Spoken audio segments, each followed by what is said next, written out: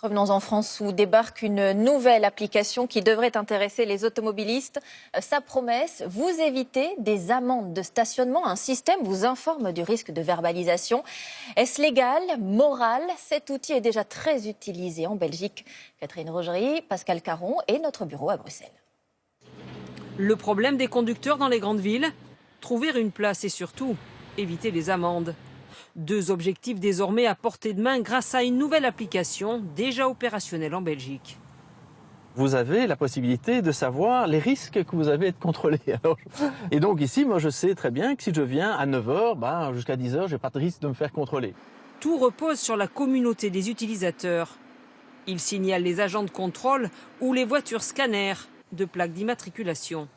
Avec ces données, l'application calcule et indique les risques d'être contrôlés. Vous pouvez appuyer ici dessus et là vous avez déjà les jours de la semaine où vous avez pour chaque jour les contrôles qui ont été identifiés.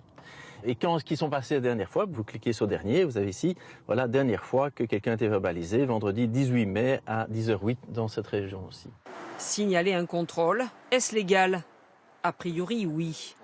En 2016, la Cour de cassation a jugé que les dispositions du Code de la route ne prohibent pas le fait d'avertir ou d'informer de la localisation d'appareils, instruments ou systèmes servant à la constatation des infractions.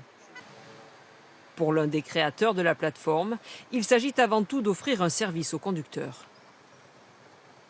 On va donner beaucoup d'informations à l'utilisateur. Maintenant, c'est lui qui décide de faire ce qu'il veut avec.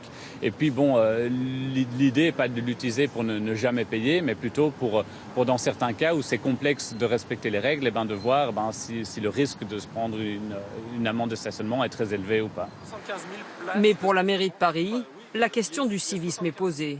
Les promoteurs de cette application, c'est une entreprise privée qui cherche à gagner de l'argent en utilisant des données qui sont mises par les usagers et données qui peuvent avoir comme conséquence de contourner les règles, et c'est-à-dire de contourner finalement l'intérêt général. Lancée il y a quelques jours à Paris, l'application devrait se déployer à Marseille, Lyon et Toulouse.